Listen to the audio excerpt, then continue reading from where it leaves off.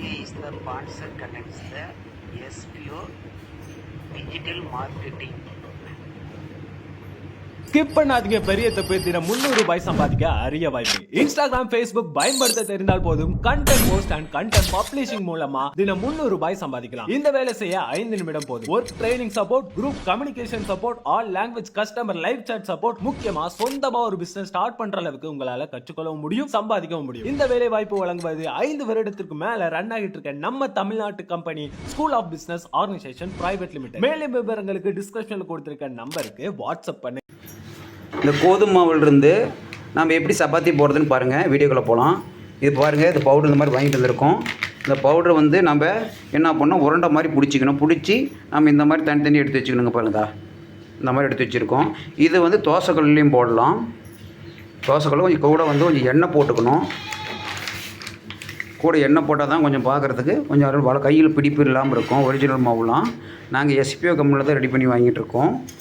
நம்ம எப்பயுமே எஸ்பிஐ கம்பெனியில் வாங்கிட்டுருக்கோம். இதில் என்னென்னா, இந்த இதை அப்படியே தட்டி அப்படி பிடிச்சி வச்சுக்கணும். ஒவ்வொன்றா பாருங்கள், இந்த மாதிரி ஒவ்வொன்றா பிடிச்சி வச்சுருக்கோம். பிடிச்சி வச்சு இந்த மாதிரி நம்ம எடுத்து வச்சுக்கணும். தோசைக்கல்லில் போடுறதுக்காக எடுத்து வச்சுருக்குறோம். பாருங்கள், தோசைக்கல்லில் போடுறதுக்காக லைட்டாக எடுத்து வச்சுருக்கோம். இப்போ இது என்ன பண்ணோம்னா, நம்ம ஒவ்வொன்றும் அப்படி வரிசையாக எடுத்து வச்சுருக்கோம். இப்போ என்ன பண்ணுறோம், இந்த தோசைக்கல்லில் நம்ம கொஞ்சம் போடணும். பாருங்கள், போட்டுட்ருக்கோம்.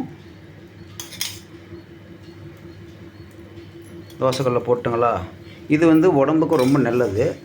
அதனால தான் வந்து நம்ம வாரத்தில் 2 நாளைக்கு வந்து இந்த மாதிரி நம்ம செஞ்சு சாப்பிட்டா சர்க்கரை, ப்ரெஷர் இதெல்லாம் அதிகம் வராதுன்னு சொல்லுவாங்க.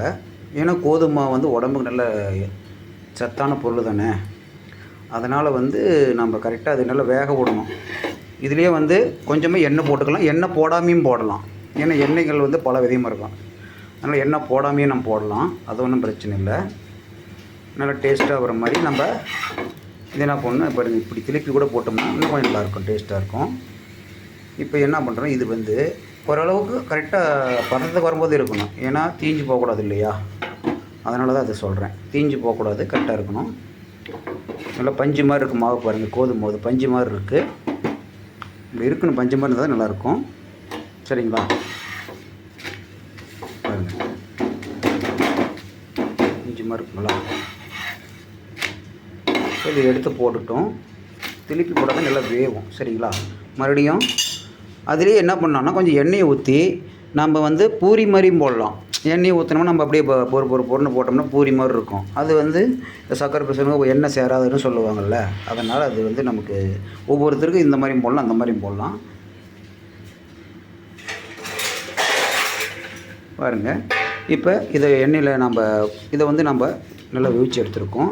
இதுக்கு வந்து நம்ம சாம்பார் கொஞ்சம் தொட்டுக்கலாம், சட்னி போட்டுக்கலாம், புதினா சட்னி போட்டுக்கலாம், எல்லாம் போட்டுக்கலாம். இப்போ தக்காளி சாம்பார் நம்ம எடுத்து ஊற்றுறோம். பாருங்கள், தக்காளி சாம்பார் பாருங்கள், தக்காளி சாம்பார் வச்சுட்டு நல்லாயிருக்கும், சட்னியும் கூட வச்சுட்டு நல்லாயிருக்கும். இதுலேயும் இன்னொன்று என்னென்னா பாருங்கள், நம்ம எடுத்துக்கிட்டு இந்த மாதிரி எலுமிச்சைக்கு எடுத்துக்கிறோம். எடுத்து அதை அரிஞ்சிக்கிறோம், நல்லா அரிஞ்சு இந்த மாதிரி அரிஞ்சிக்கணும். அரிஞ்சு இப்படி புழிஞ்சிடணும். பாருங்கதா, புழிஞ்சிட்டு சாப்பிட்டு டேஸ்ட்டாக இருக்குன்னு வச்சுக்கோங்களேன். நன்றி, வணக்கம்.